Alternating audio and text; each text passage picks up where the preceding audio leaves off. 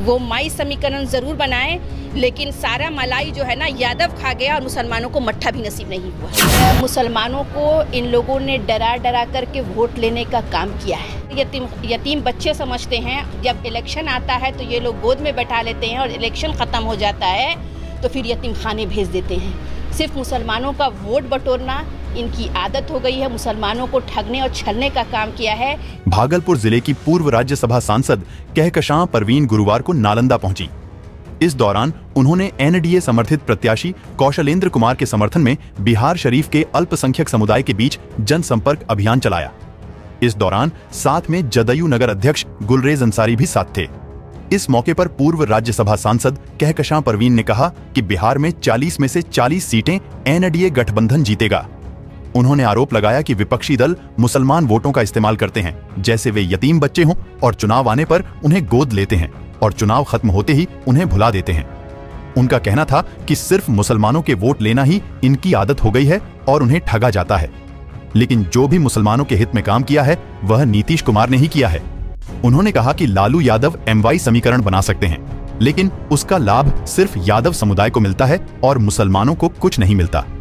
उन्होंने कहा कि नीतीश कुमार इंसाफ के साथ सबका विकास करते हुए आगे बढ़ रहे हैं, लेकिन लालू प्रसाद का ध्यान सिर्फ अपने परिवार के विकास पर है।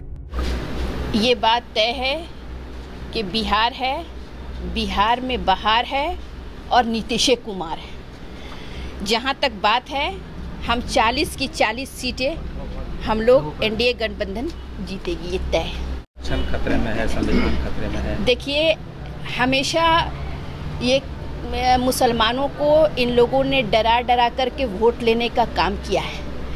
और मैं ये जानती हूँ कि जिस तरह से यानी कि ये जो विपक्ष के लोग हैं वो मुसलमान वोटों को इस तरह से इस्तेमाल करते हैं कि मुसलमानों को वो यतीम बच्चे समझते हैं। जब इलेक्शन आता है तो ये लोग गोद में बैठा लेते हैं और इलेक्शन ख़त्म हो जाता है तो फिर यतीम खाने भेज देते हैं। सिर्फ मुसलमानों का वोट बटोरना इनकी आदत हो गई है। मुसलमानों को ठगने और छलने का काम किया है, लेकिन अगर जो भी काम अगर मुसलमानों के हित में किया है वो नीतीश कुमार जी ने किया है। कहा जाता रहा कि MY समीकरण तो हमेशा लालू जी के साथ ही रहा है। देखिए, मुसलमान अब होशियार हो चुके हैं। वो माई समीकरण जरूर बनाए, लेकिन सारा मलाई जो है ना यादव खा गया और मुसलमानों को मट्ठा भी नसीब नहीं हुआ।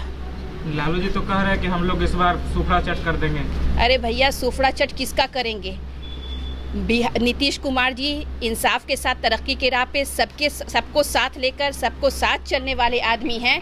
और लालू जी जो बोल रहे हैं तो वो अपने परिवार को बढ़ावा देने वाले हैं। तो लोग जानते हैं कि विकास के तरफ जाना है या परिवार के लोगों के विकास की तरफ जाना है। मतदान से पहले पटना में मतदान होना है आखिरी चरण को, उसके पहले ठीक लालू यादव की मुश्किलें पड़ गई हैं। क्या लगता है कि जेल जाना पड़ेगा? देखिए, जैसा करेंगे वैसा भरेंगे।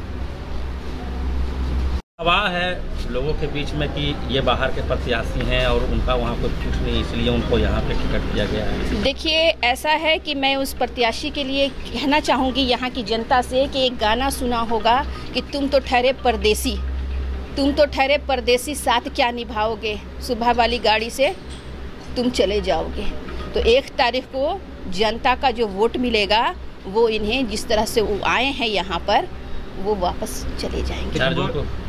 लगातार दावा कर रहे हैं कि बदलाव की बहार बह रही है। अरे बदलाव की बहार क्या बहेगी? हर फजाओं में, यहाँ की फजाओं में और यहाँ की हवाओं में नीतीश कुमार और कौशलेंद्र कुमार हैं। जीना कहाँ मरना यहाँ, जीना यहाँ मरना यहाँ, वो गाना सुने हैं ना आप लोग? वही कौशलेंद्र जी हैं कि जीना यहाँ मरना यहाँ, इसके सिवा है जाना कहाँ।